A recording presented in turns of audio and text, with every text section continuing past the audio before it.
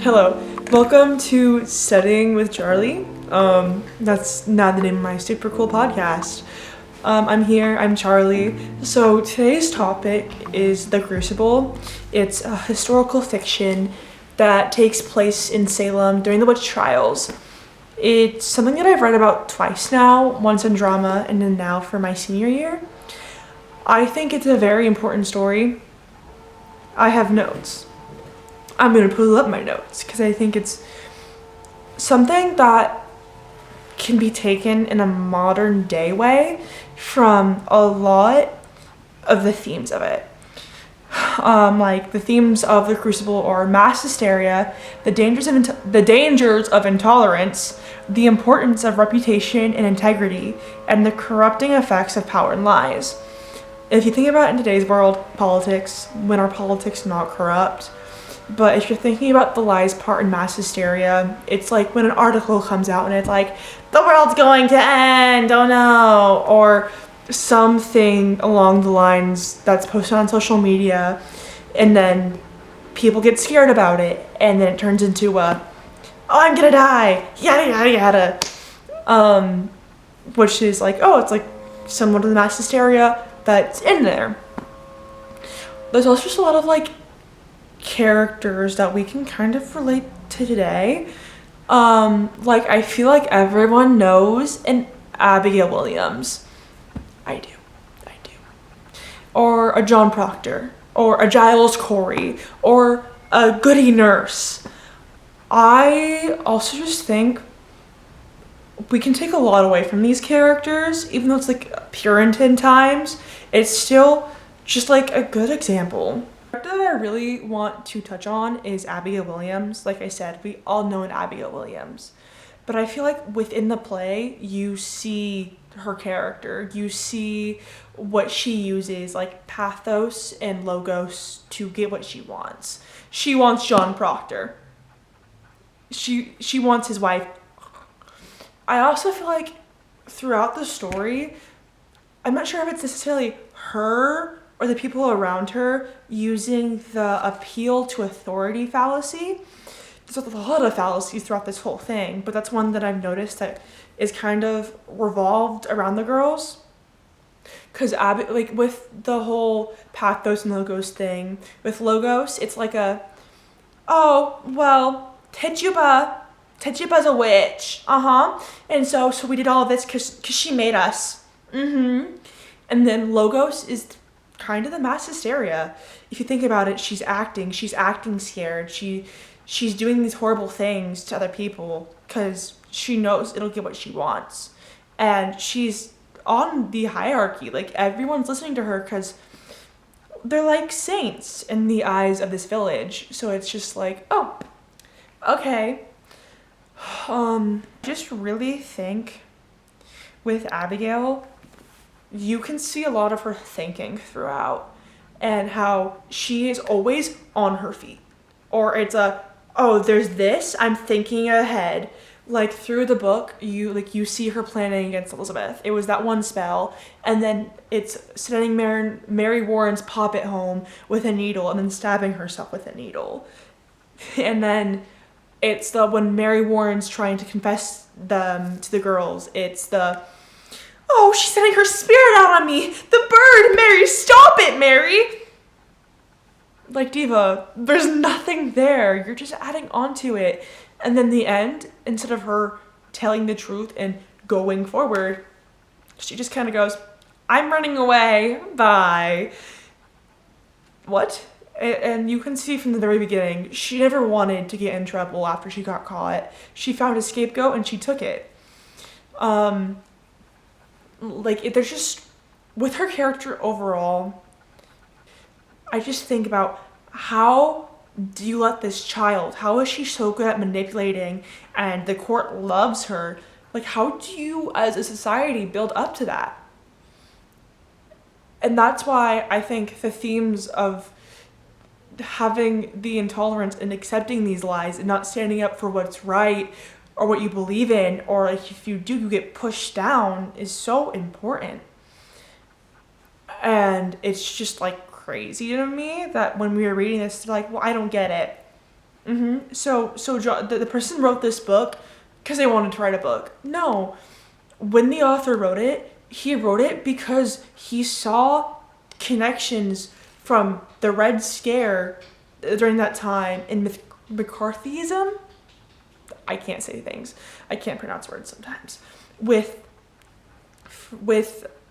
the Salem witch trials and how there was never actually witches. People were just crazy. And I also just think with all that, it's like you just say something about someone and it sticks. Or it's like the judges, again, like I said, they think these girls are saints. So why are we believing them immediately? Why are they just taking their words for it? Which is kind of what it seems to be with that fallacy, in my opinion. And then I think, I don't know, there's just so much with her, with this whole story that I really love. And I do have my good friend talking about it, so I will let her say a few words about that. Hi, my name is Morgan. I'm so excited to be a part of this podcast. In regards to Abigail in The Crucible, I read this play last year in my drama class. We read it as a class, and I thought Abigail was a really neat character. I thought it was just really interesting how she was able to convince all of these characters. And she's like, I don't remember quite how old she was meant to be. I think she was meant to be like a teenager around that age.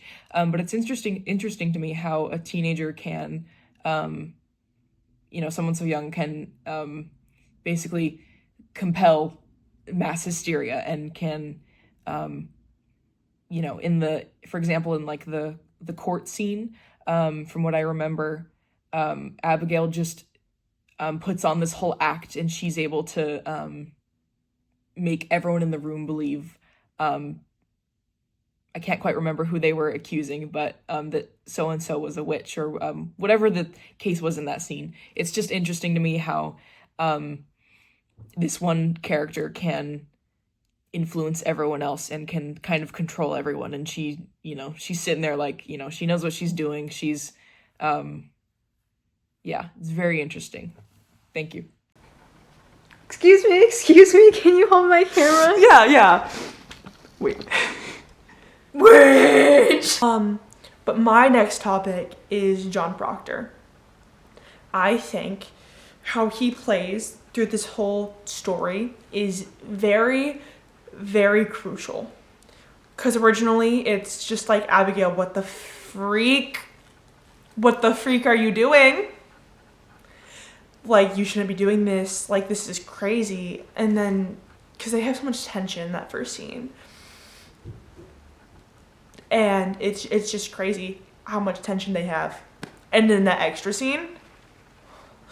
But his role throughout the whole thing, basically, because I'm getting off topic, he's not a good guy. But he's also not a bad guy. He's just right in the middle, and he doesn't want to get involved, but he has to after all of his friends are like dying or being hung or blamed because the town are believing these girls, and it's just crazy. And he's like, at first he's like, well, I don't want to cause any trouble because I have to admit to my wrongdoings, and I really don't want to admit to those wrongdoings.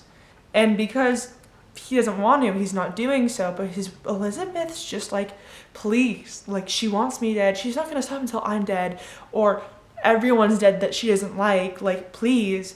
And when he does, look what happens. He's in jail. He's getting hung. He dies so that way these things can stop. And he admits, like, there is no longer a God on earth. Yeah, I signed the devil's book or whatever. I didn't. I'm keeping my soul. Because at the very end, yeah, he was a horrible person sometimes. He cheated on his wife. He slept with a minor when he was like 30 something. And the relationship wasn't good. and he just had his opinions. He wasn't by the book at the time for the Puritans, but he still stood up for what he believed in.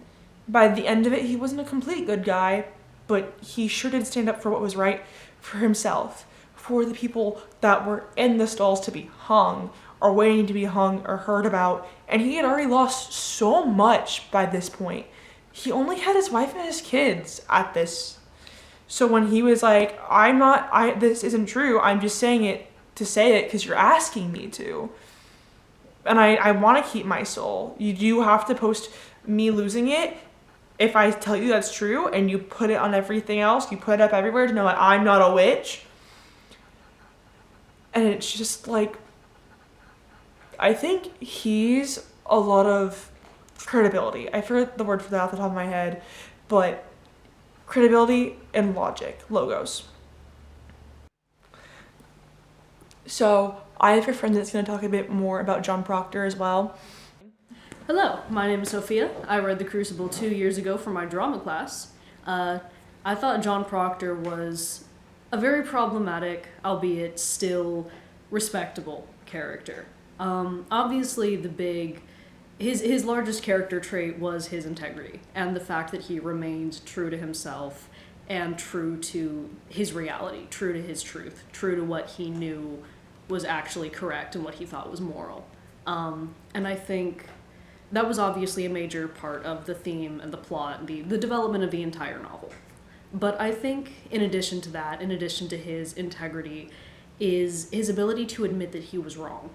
That was also a major plot point of The Crucible. There were so many people who were doing things that they knew were immoral, or some of them believed really were the right thing to do. But regardless, when they were presented with evidence that contradicted their beliefs or their actions, they simply refused to do anything else.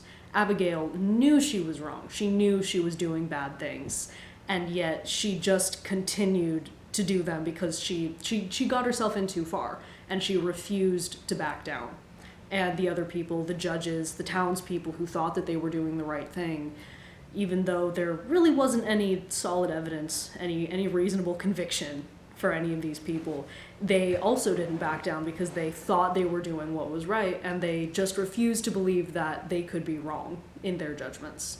John Proctor was different from all of the rest of them because he was able to admit when he was wrong. He was able to admit that the things he did was wrong. He was able to admit that he mistreated his wife. He cheated on her. That's a terrible thing to do. But the fact that he was willing to openly portray the fact that he did these bad things and yet was still trying to be a good person is, I think, his most significant character trait and the most significant aspect of The Crucible. And just again, I think the themes of the story play such an important part in now society. You see so much of just people saying things and getting away with things, or putting up and putting labels on people that aren't there, and people don't see past it because they don't see the logic in it. They don't take the time to hear that person's stories and that emotion that it caused them. They don't take the time to just even think about it or that person's credibility, which is just so crazy to me. As someone who has also been on the other end of things, it's just like, why do you let that happen? Why do we as a society take it to that level where we just believe what we real struggles now? And when we talk about it as a class and try and go into deeper detail about it, it just, no one wants to understand the deeper meaning there. Because it's like, well, it's English class in schools, blah, blah, blah, blah. But still, like, I remember talking with someone about how people so easily believe a lie, or they can just keep lying and they dig themselves deeper, but it gets them out of trouble for it. And it's just like, what? You're gonna let yourself be like that? Okay, great, good for you. And again, like I've said, I feel like you can put a lot of the things that this book talks about to things we're facing now. Because I think it's still like, I believe that most books are still always going to be relevant with current day issues. Yeah, they were in like 100 years ago, but there is still something that we can relate to what we're facing now as a society. But I also believe those characters can also be put to people that we know. Like, again, like I said, I know an Abigail, I know a Mary Warren, I know a John Proctor, and I know a Giles Corey. And this is my second time reading this book. And this time, there was a lot of things I didn't remember. In drama, we had to write stuff based off a character. I did Elizabeth Proctor, and one of my letters was after John's death. And I feel like I understood the story, but I fully didn't then. But now, reading it again 2 years later, it's so much more like, oh, I mischaracterized her, or I thought this differently about the girls. And it's just like, oh, okay, this is so interesting. Just reading it again and just finding out so much more. And I love this story so much because it's just like, oh, wow. Oh, wow. Like, you're just easily killing people. I haven't seen it live yet, but another school put on A Salem Story, which had these characters, and you saw Abigail from a different light, where she was the hero of the story. And it was about Rebecca's nurse's journey, and it was so interesting to see just the things that stem off of this. And even then, seeing Abigail in that different light, where she's more of the good guy overall, was so crazy and just so good. This is a story that means a lot to me in a way, but it's just so interesting. I really wish that as a class, we were able to put, like, the people that read it could have been more people that actually enjoyed it. A lot of it, people were reading very quietly or weren't putting their all into it, which I understand. But I think if we kept letting those people that, like, obviously the theater kids in the class, are just like, give it to people that you know will do something great with it. I'm going on about because I freaking love theater. Because it's a play and it's meant to be watched and not just heard. I really wish we could have acted out, or like you would have, not like if you wanted to, if you want to stand up, or like add more emotions into it. I really hope that if more people ever read it again, because I know at our drama department reads it every year for their the drama 2 reads it every year, well, every new class. And I think that is so important, and just like exposing people to like what it's saying.